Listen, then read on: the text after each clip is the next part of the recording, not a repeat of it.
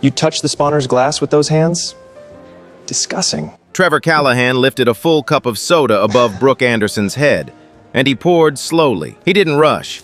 He wanted them to watch. The soda ran through her hair, down her forehead, past her closed eyes. It slid over her cheek, her collar, her plain gray dress. Brooke didn't move. She kept her eyes closed. I was invited. Cleaning staff doesn't get invited. 300 guests went still. Phones rose. A camera light blinked red. Someone near the back laughed. There. Trevor said. Now you match the floor. Brooke didn't gasp. She didn't run. She turned the thin gold ring on her finger once the way she always had. A single drop fell from her chin to the marble. Have you ever watched a room decide who mattered before knowing who she was? That single drop hit the marble at 8:11 that night. To understand how it got there, rewind 2 hours to a ballroom still almost empty. Brooke Anderson arrived before the crowd on purpose. She wore a plain gray dress and no jewelry that mattered except one thin ring. She wanted to watch the room the way most guests never did, from the edges, unnoticed. The banner above the stage read, Anderson Global Annual Charity Gala. Beneath it, smaller letters spelled a second name, the Brooke Anderson Foundation. Waiters passed it 100 times and never looked up. Tonight, the company would announce a partnership worth $200 million. Cameras lined the walls. The partners' team sat near the stage, watching everything. A live stream counter climbed in the corner, already thousands watching. Trevor Callahan ran the floor like a man auditioning for a bigger job. He was the event manager, 32 sharp suit, sharper temper. Tonight had to be flawless. Tonight was his night. He spotted Brooke near the sponsor tables and saw only a problem. You! Gray dress! He snapped his fingers. Temp staff clears glasses. Start with that table and don't touch the guests' drinks. Brooke looked at him for a moment. Then she picked up an empty glass. She could have said her name. She didn't. She wanted to see how far it would go. It went far. Trevor watched her work and smirked at a colleague. They send me anyone these days. Preston Vance laughed. As long as they stay quiet. Nearby, a young coordinator named Nora Whitfield frowned but said nothing yet. She was new. She still believed someone above her would fix it. Brooke set the glass down and studied the room. Servers kept their eyes low. Guests in tailored suits stepped around them like furniture. Nobody said thank you. Nobody said please. She had built part of this company on one promise that no one under its roof would be treated as invisible. Standing there invisible, she saw the promise had a crack in it. She didn't yet know how wide that crack would open, and almost no one knew the simplest, most dangerous fact in the room. The founder was already inside, and he never let anyone touch his wife. For the first hour, the cruelty stayed small. Trevor kept Brooke moving. Clear this, wipe that, stand there, no, not there. Every order came with a look that said she was less. She carried empty glasses and said nothing. She was counting not the insults, but the people who noticed and chose silence. By 8 o'clock, the ballroom was full. 300 guests, investors, reporters, a senator's aide, the partner's whole team. The live stream counter passed 10,000. Trevor felt every camera like a spotlight, and he wanted the floor to look perfect. In his mind, Brooke did not look perfect. She looked like a mistake near his big night. He walked over as she cleared a table near the stage. Stop, he held out his hand. Your invitation, now. It's in my bag, Brooke said. Of course it is. He didn't wait. He reached into the small bag on her shoulder and pulled the card out himself. He read it. His face flickered just for a second, then hardened. This is a printing error, he said loud enough for the nearest tables. You people photocopy these and walk right in. That card is real, Brooke said. Sure it is. He tore it once, then again, and let the pieces fall. There, problem solved. The nearest tables laughed. Not everyone, but enough. Trevor fed on it. He stepped back and looked Brooke up and down slow, like he was pricing her. Look at this, he said to the crowd. The dress, the hair. Who let this near a $200 million night? Brooke said nothing. Her hands stayed folded. Her breathing stayed even. Nothing to say? Good. The quiet ones clean faster. He reached into his pocket, pulled out a few crumpled bills, and held them out like bait. Here, a tip. For the show. He let the bills drop at her feet. Pick it up. That's what it's there for. Brooke looked at the money on the floor. She did not bend. I'll leave it for whoever needs it, she said. Something in her calm made him angrier. A man like Trevor needed the fear. Without it, he only had the audience, and the audience was starting to feel the wrongness in the room. A waiter near the bar stopped pouring. Nora Whitfield took one step forward. Mr. Callahan, Nora said, maybe we should— Did I ask you? Trevor snapped. You want to carry her tray? Keep talking. There are 20 girls who'd take your badge tonight. Nora froze. She looked at Brooke. Brooke gave the smallest shake of her head. Don't. Not for me. Not like this. Trevor turned back to Brooke. He needed a finish. Something the cameras would remember. On the head table sat a tall glass half full of dark soda, the sponsor's drink left by his seat. Brooke reached to clear it the way she'd been told to clear everything else. That was all he needed. You touched the sponsor's glass with those hands. His voice cracked across the hall. Disgusting. He took the glass from her before she could set it down. He lifted it above her head. And he poured slowly. He didn't rush. He wanted them to watch. The soda ran through her hair, down her forehead, past her closed eyes. It slid over her cheek, her collar, her plain gray dress. It dripped from her folded hands to the marble. Brooke didn't move. She kept her eyes closed. I was invited, she said. He kept pouring until the glass was empty. Cleaning staff doesn't get invited. The room went still. Phones rose in 100 hands. The camera light blinked red. Someone near the back laughed high and nervous. There, Trevor said. Now you match the floor. He wasn't done. Down, he said. On your knees. Wipe it up. You made the mess. You clean it. Brooke opened her eyes. Soda ran off her lashes. She looked at him, not with hate, not with fear, just a long, level look that made a few guests glance away. Then she knelt. Not because he told her to. She would say later she knelt to pick up the pieces of her own torn invitation still scattered on the floor. But the room saw a woman on her knees, soaked, while a man in a good suit stood over her and smiled for the phones. For a moment, nobody helped. 300 people, investors who ran cities, reporters paid to notice things, the partners team who had flown in to sign a deal about shared values. Every one of them watched a woman kneel in spilled soda, and every one of them found a reason to look away, at a drink, a phone, their shoes. That is the part Brooke would remember most.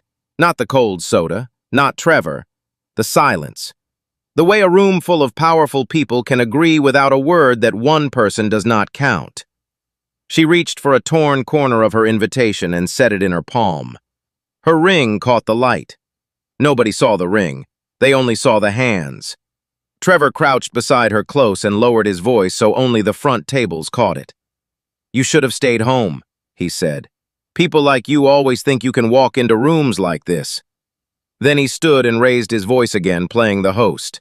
Somebody get her a rag. Actually, he picked the crumpled bills off the floor and tossed them into the puddle beside her knee. There. Now you've earned it. The bills soaked through and went dark. Near the head table, Nora crouched too. She wasn't cleaning. She was reading a small white card propped by the center seat. It said in quiet letters, Reserved, B. Anderson. She looked at the soaked woman on the floor. She looked at the card. Her mouth opened, then closed. Nora slid her phone from her pocket and with a shaking thumb started to record. On her knees, Brooke did something the cameras almost missed. She wiped the floor, slowly, carefully. She lined the torn pieces of her invitation in a neat row on her wet palm. It was a woman refusing to leave even her own name in the dirt. Her face stayed calm. Her hands did not shake. People mistook that calm for weakness. It was the opposite. 20 years earlier, Brooke had cleaned rooms exactly like this one. Real ones. She had carried trays, emptied bins, and been called "you" by men who never learned her name. She had promised herself something back then, that if she ever had power, no one under her roof would feel this small. Then she met a quiet man building a company on the same idea. They married in a small room with 8 guests. They built the rest together. Her name went on the foundation. His name went on the door. And they made one strange rule between them, that every year one of them would walk their own halls unknown just to see the truth. Tonight was her turn. So she was not afraid of Trevor. She was studying him, and she was studying every silent face that let him keep going. The strangest part was how ordinary the room stayed. Waiters kept refilling glasses. The band, unsure, played on softly, then stopped, then started again. A man at table 3 checked his watch, annoyed not at Trevor, but at the delay.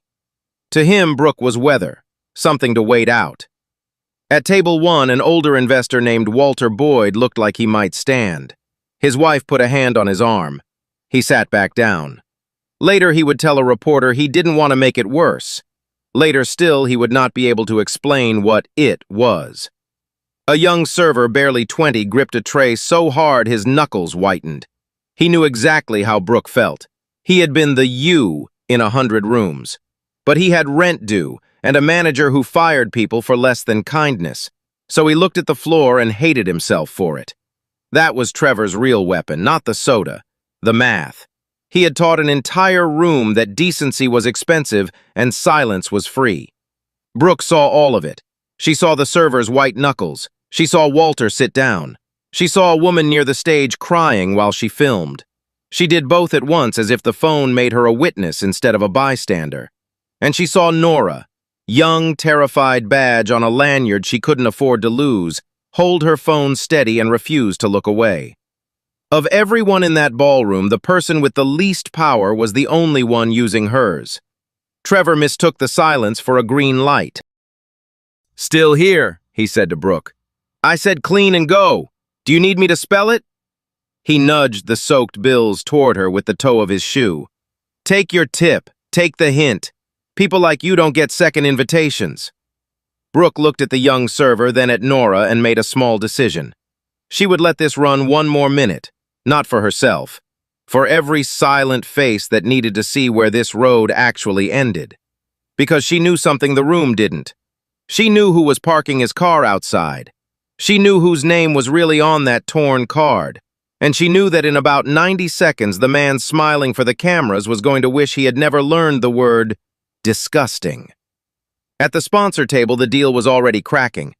The partner's lead had come to sign with a company that talked about dignity in every slide. Now she watched a manager pour soda on a woman for sport. She set down her pen. She leaned to the man beside her and whispered one line. "Are these the shared values?" A reporter by the wall lowered her glass and lifted her phone. This was no longer a gala. This was a story, and it was climbing past 20,000 viewers by the second. Comments scrolled faster than anyone could read. "Who is she? Somebody help her. Where is security? Where is management?" Management was the problem. Management was pouring the soda. The live stream number kept climbing. Somewhere out there, a clip was already being cut, captioned, and shared.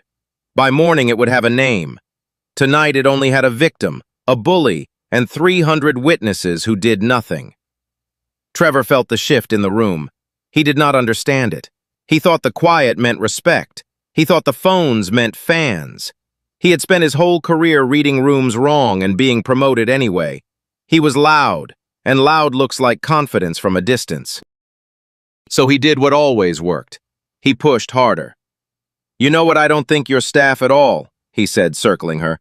"I think you snuck in. I think you saw a room full of rich people and figured you'd help yourself." He turned to the crowd, arms wide. "Check your wallets, folks. Check your bags. We've got a guest who doesn't belong and won't say why." It was a lie, and some in the room knew it. But a lie said loudly in a nice suit is hard to fight from the floor. Brooke rose to her feet. Soda dripped from the hem of her dress. She did not raise her voice. She spoke so evenly that people leaned in. "You've called me a thief," she said, "in front of 300 people and a camera. I want you to remember that you chose that word." For half a second, Trevor blinked. Then he laughed because blinking scared him. "Is that a threat from you?" He looked around, grinning. "Did everyone hear that? The cleaning lady's going to sue me!" A few nervous laughs, fewer than before. The room was tilting, and only Brooke seemed to feel exactly how far. Nora stepped forward again, phone still recording, voice shaking but clear. "She's telling the truth," Nora said. "I saw her card.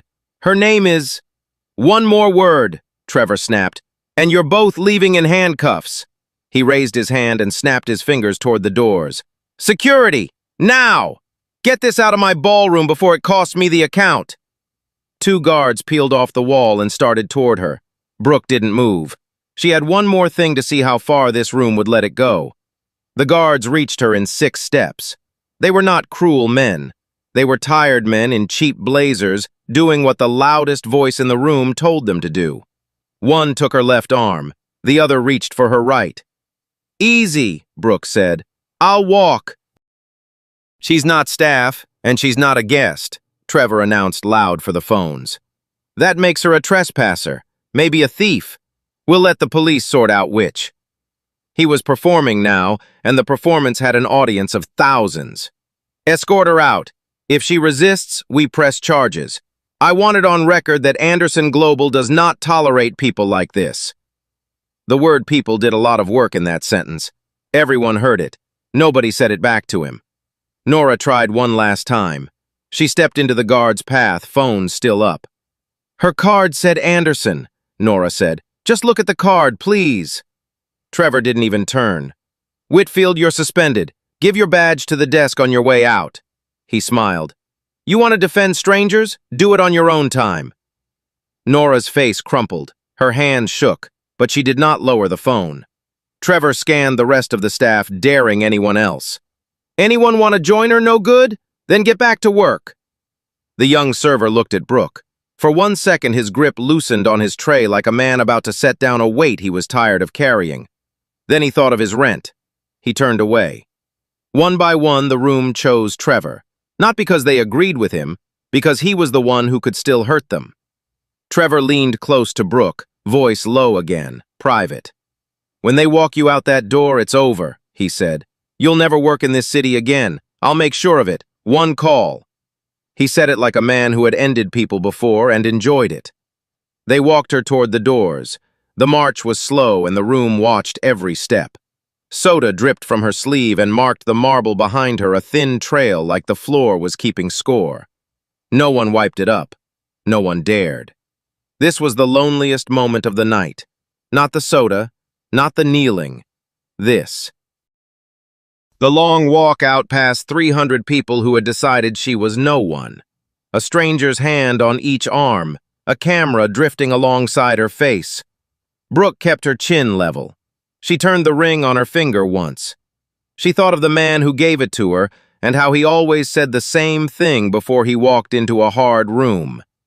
Let them show you who they are first. They had. All of them. Across the ballroom, someone was not watching Brooke. She was watching Trevor. Diane Prescott had run operations for Anderson Global for 9 years. She knew every face that mattered in the company. And she had just realized, with a cold drop in her stomach, exactly whose face was under the soda. She did not shout. She did not run. She lifted her phone, pressed one contact, and said 4 words into it. "You need to come. Now!" Then Diane began to move toward the doors, fast cutting through the crowd. Something was changing, and Trevor could feel it on his skin. The laughter had stopped. The phones had not. A gala runs on a kind of permission, everyone agreeing to enjoy themselves. That permission was draining out of the room like air from a slow leak. At table 1, Walter Boyd stood up. This time his wife didn't stop him. "Son," he called to Trevor, "that's enough. Whatever she did or didn't do, that's enough." "Sir, please sit down," Trevor said. "This doesn't concern you." "It concerns all of us," Walter said. "That's the problem." A few people clapped. Not many, but a minute ago it had been none, and Trevor heard the difference. Fear was leaving the room, and fear was the only thing that ever made him tall. So he did the thing frightened men do. He rushed. "Move!" he told the guards. "Get her out, now, before this turns into a scene!" It was already a scene. It had been a scene for 9 minutes, watched by 40,000 strangers who were at that very moment typing her story into the world. The guards walked faster. Brooke's shoes slid a little on the wet floor. One guard steadied her gently, almost an apology, and for a second their eyes met and he looked ashamed. "Sorry, ma'am," he murmured too low for Trevor to hear. "It's all right," Brooke said. "You're not the one who has to answer for tonight." The doors were 20 feet away, then 15. Trevor walked ahead of the guards now, leading the way out, eager to be rid of her before the room fully turned. He was already rehearsing the story he'd tell an unstable woman, a security matter handled. He believed the way men like him always believe, that the version with the microphone wins. "Keep the camera off her face," he called to no one. "This is a private event." 40,000 people disagreed. 10 feet. Brooke looked back once over her shoulder at the ballroom. She wasn't looking for rescue. She was memorizing it. The silent tables, the crying woman with the phone, the young server who couldn't meet her eyes, Nora's suspended badge already gone, still filming with both hands, and Walter Boyd standing alone, the one man out of 300 who had said the word enough. She would remember who stood. She would remember who sat. Not for revenge, for repair. Because tomorrow all of this would be hers to fix, and she would need to know exactly where the cracks ran. Near the doors, Trevor made his final mistake of the night, though he wouldn't know it for another minute. He wanted a clean ending, a last word for the cameras. So he stepped in front of Brooke and blocked her path, one hand raised. "Before you go," he said loud again, "let's all remember what this was. A nobody in a cheap dress crashing a real event thinking she belonged. Take a good look, everyone. This is what entitlement looks like." He turned to her, smiling, certain he'd won. "Anything to say for yourself, no? Didn't think so. People like you never do once the cameras are on." Brooke met his eyes. When she finally spoke, her voice was quiet, but it carried to every corner of the silent room. "I have one thing to say," she said. "You should have asked my name." Trevor laughed. "And why would I ever do that?" "Because," Brooke said, "in about 30 seconds it's the only name in this room that's going to matter."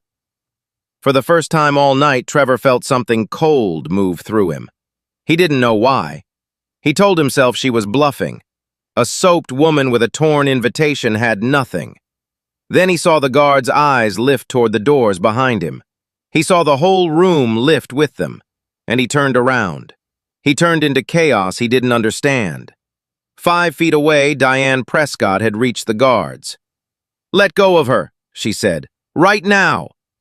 Trevor started to snap back, then saw the badge on her lanyard, and the color drained from his face by half. "Ms. Prescott, this is under control." "It is the furthest thing from under control," Diane said, "that I have ever seen in this building." And behind her, the double doors at the end of the hall stood open. A man had walked in. Quiet. Ordinary. The kind of man you'd pass without a glance. Trevor had never met him, but Diane straightened like a soldier. Somewhere in the crowd, a guest whispered a name, and the whisper spread like a crack across ice. For a moment, nobody moved. The man in the doorway was not what a room expects power to look like. No entourage, no flashbulb smile, gray suit, no tie, the calm of someone who has never once had to raise his voice to be obeyed. He was Everett Anderson. He had founded the company whose name hung over the stage. In 19 years, he had given exactly 2 interviews and posed for almost no photographs. He liked it that way. He believed a company should be known for what it did, not for his face. Which was why not one person in that ballroom recognized him except the few who ran it. Diane Prescott exhaled like a woman who had been holding her breath for 10 minutes. Everett didn't look at her. He didn't look at the stage or the cameras or the $200 million waiting to be announced. He looked at one thing. The woman by the doors soaked in soda, a guard's hand still on each arm. And the temperature of the whole room changed. He crossed the ballroom slowly. He was not a large man, but the room parted for him anyway, the way water moves for something it can't see the bottom of. Trevor tried to get ahead of it. He always did. "Sir, I'm sorry you walked into this," he said, stepping forward, smoothing his jacket. "We had a security situation. It's handled. If you're here for the announcement, we can—" Everett walked past him like he wasn't there. He stopped in front of Brooke. For a second, he just looked at her. The soda in her hair, the wet gray dress, the torn invitation still clutched in her hand.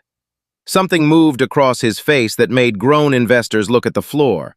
Not anger, not yet. Something worse for Trevor. Grief and love, and a very quiet kind of fury. "Hi," Brooke said softly, like they were alone. "You're early." "Diane called," he said. "Are you hurt?" "No, just wet." He took off his jacket. Gently, he draped it over her shoulders, over the soaked dress. For one moment, the most powerful man in the building did the one thing 300 people had refused to do. He treated her like she mattered. Then he turned around. "My name is Everett Anderson," he said. He did not say it loudly. He didn't have to. The name landed on the room like a dropped glass, and 300 people heard it break. "I founded this company. My name is on the building you're standing in."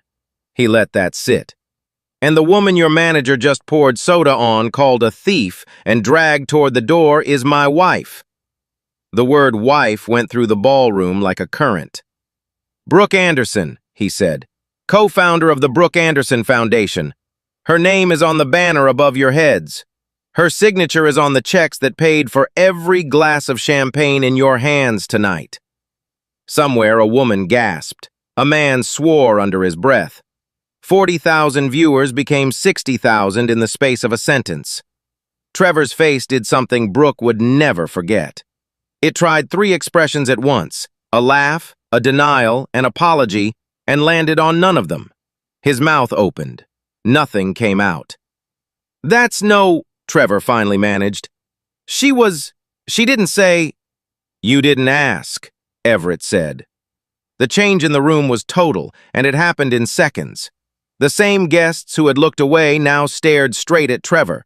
The same phones that filmed a soaked woman for entertainment were filming a manager's face as it fell apart. A gala has a hierarchy invisible but absolute. Everyone had just watched the person at the bottom become the person at the top, and the man who used to be on top stood in a puddle of his own making. At the sponsor table, the partner quietly slid the unsigned contract back into her folder. The 2 guards let go of Brooke's arms at the same instant, as if her skin had suddenly become hot. One of them actually stepped back and lowered his head. Preston Vance had spent the last 10 minutes laughing at every one of Trevor's jokes. Now he discovered a deep interest in his own shoes. He began very slowly to drift backward into the crowd, as though distance could rewrite the last 10 minutes. It couldn't. Nora's camera had all of it. So did 40 other phones. Everett looked at the guards. "You can step away. She was never the problem." They went fast. Then he turned his eyes on Trevor, and for the first time he let a little of the fury show. "You had one job tonight," Everett said. "Make people feel welcome in a room my wife paid for. Instead, I walk in and find her on her knees in front of 300 people cleaning up a drink you threw. Mr. Anderson, I swear if I had known who she—" "That's the whole problem." Everett's voice stayed level, and somehow that was worse than shouting. "You didn't do this because you thought she was no one. You did this because you were sure no one would ever make you pay for it." The room was silent. Even the live stream comments seemed to hold their breath. "You were wrong about that too," Everett said. Brooke touched her husband's arm, a small signal one they'd used for years. "I've got this." She stepped forward, his jacket still around her shoulders, soda still drying in her hair. For the first time all night, the room leaned in to listen to her instead of laughing at her. She did not raise her voice. She didn't need the volume. She had something better. 300 people who suddenly desperately wanted to know what she would say. "An hour ago," Brooke began, "I asked one man in this room to let me clear a table because he told me to. I did everything I was asked, quietly, and I still ended up on my knees." She looked around the ballroom, slow, taking in every face. "Here's what I want you to understand. I'm okay. I have a husband who loves me, a company with my name on it, and a jacket that costs more than tonight's whole catering bill." A few people almost laughed, then didn't dare. "I could walk out of here and never think about this again." She let the pause stretch. "But the next woman won't have any of that. The next woman he treats like this will just be a temp in a gray dress, and she'll go home tonight believing that's all she's worth." Her voice never rose. It just got quieter and harder, like cooling steel. "So no, we're not going to pretend this was a misunderstanding." Then she turned to Trevor and asked him one question, the question the whole internet was already asking with her. "You called me a thief in front of the world," she said. "Now that you know my name, do you want to say it again?" Trevor said nothing. For once in his life, the man with the microphone had no version that could win. For a moment, the only sound was the soft electronic hum of 100 phones recording history. Then Everett spoke quietly to Diane Prescott, but the whole room heard. "Diane, as of right now, Mr. Callahan is not to touch anything in this building. Not a door, not a key card, not a single glass." He didn't look at Trevor. "We'll do the rest properly, in front of everyone, the same way he did it to her." Diane nodded once. She was already reaching for her phone. Trevor finally understood the shape of what was coming. He looked around the room he had ruled 10 minutes ago and found no allies left in it. Preston was gone.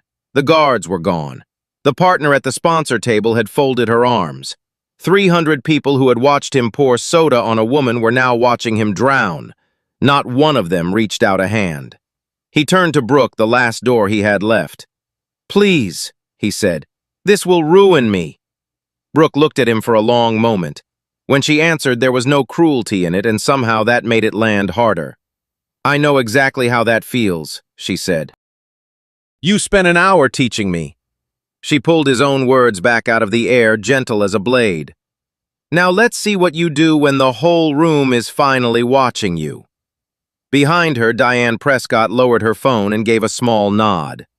Everything was in motion. What came next would not happen in a back office or a quiet email or a settlement no one would ever read. It would happen here, on camera, in front of the 300 people who had stayed silent and the world that hadn't looked away.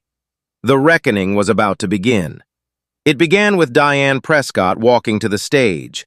She was not a dramatic woman. She had spent 9 years making problems disappear quietly, and she clearly hated that this one had to happen out loud. But she took the microphone anyway because some things have to be said where everyone can hear them. "For those who don't know me, I'm Diane Prescott, Chief Operating Officer of Anderson Global." Her voice was steady.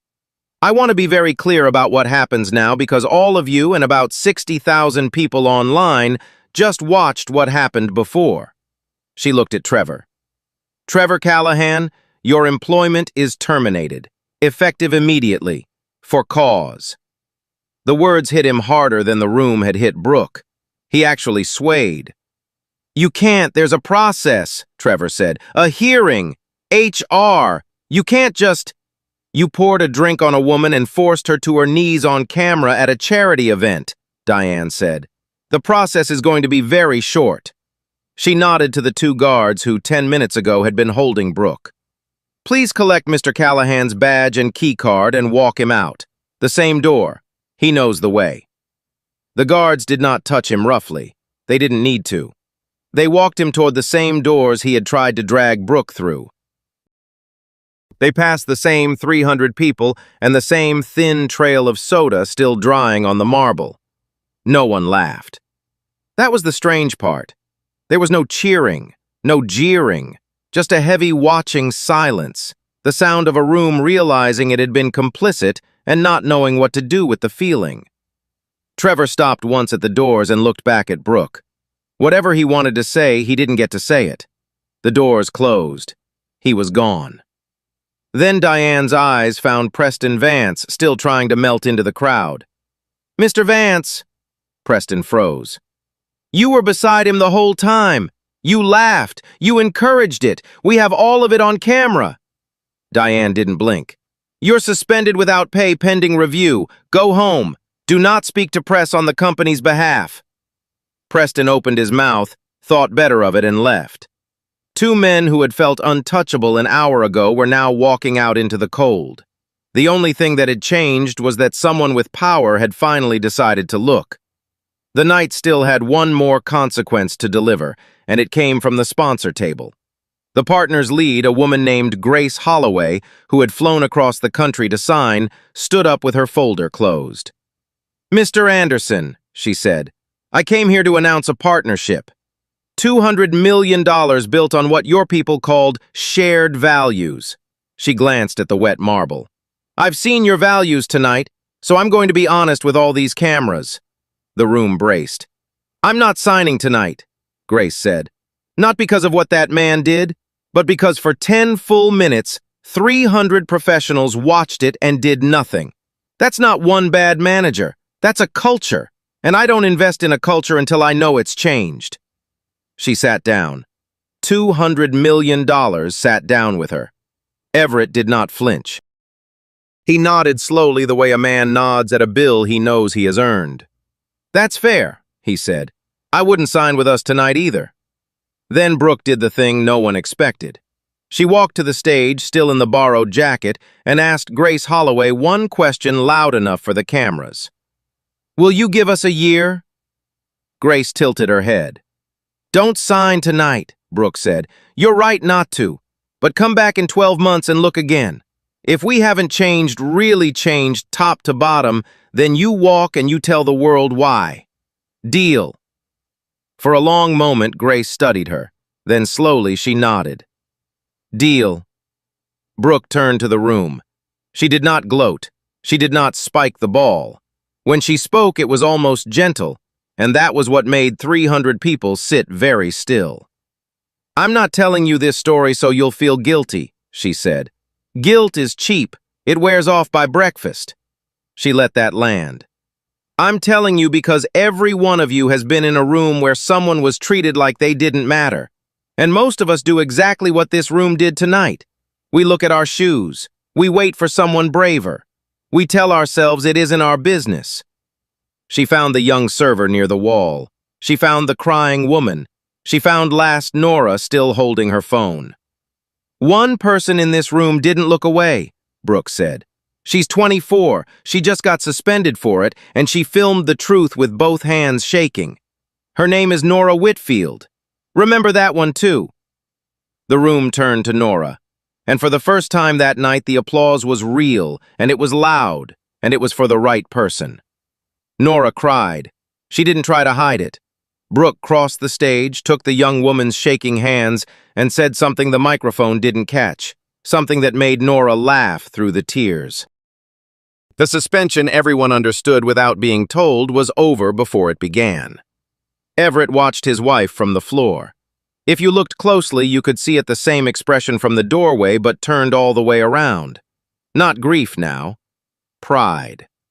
The gala never did announce its big deal. The stage lights stayed up on something the company hadn't scripted and couldn't have bought. A room full of powerful people finally quietly ashamed. And one woman in a soda-stained dress showing them the way out of it. Brooke stepped down from the stage. People reached out as she passed to apologize, to explain, to say they'd wanted to help. She took each hand. She didn't scold them. She just said the same thing over and over so many times it started to sound like a promise. "Next time," she said. "Do it next time." Some of them would. That was the point. By midnight, the clip had 6 million views.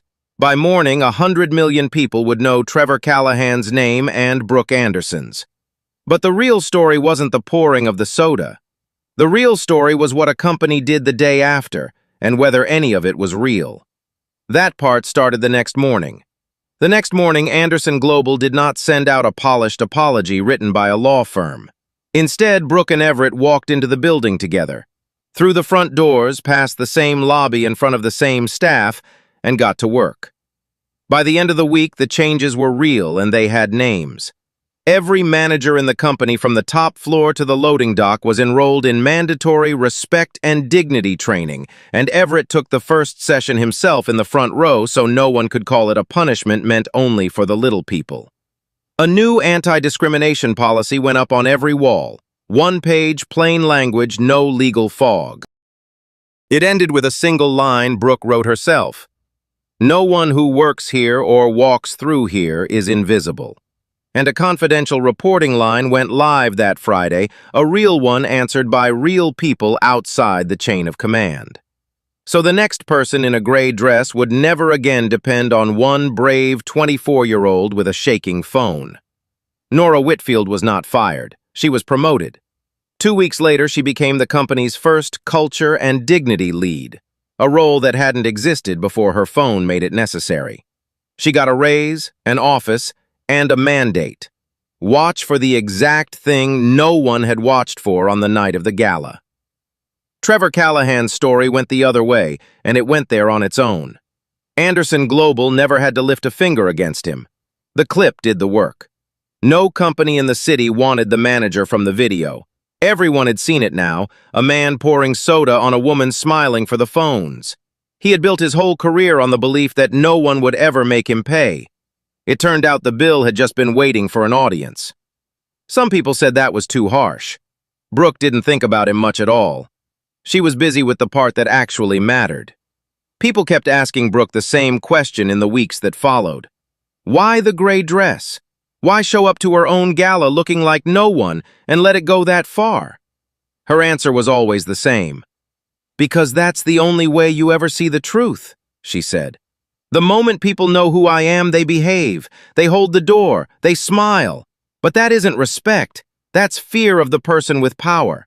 I don't want a company that's kind to the boss's wife. I want a company that's kind to the woman in the gray dress when they think no one important is watching." She and Everett kept their strange rule.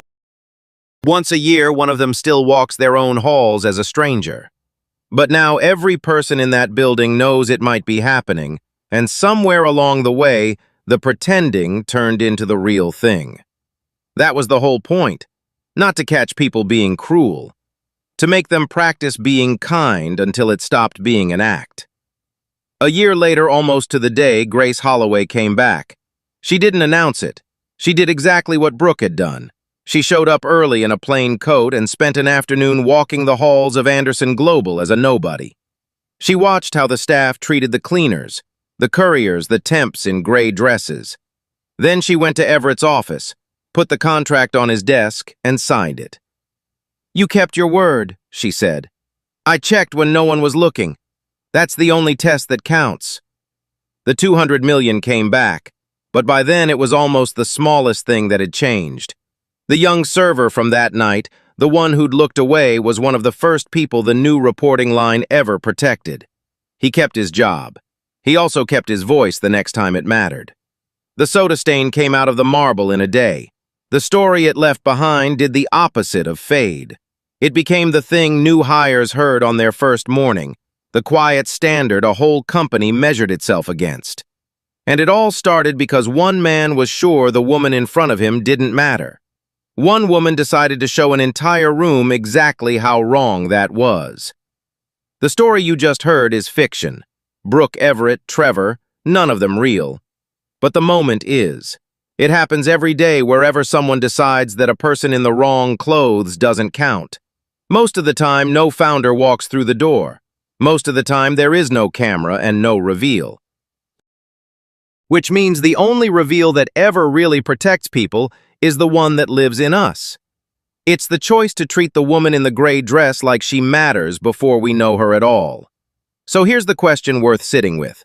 The next time you're in that room when it's easier to look at your shoes, which one will you be? The 300 who stayed silent or the one who didn't?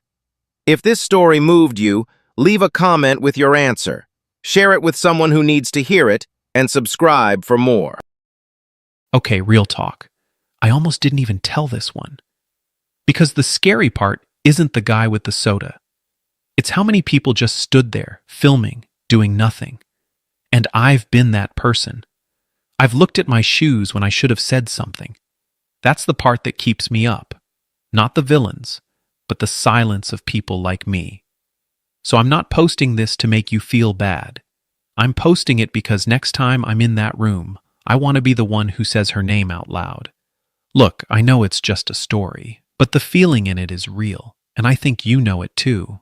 And honestly, I really hope you will too.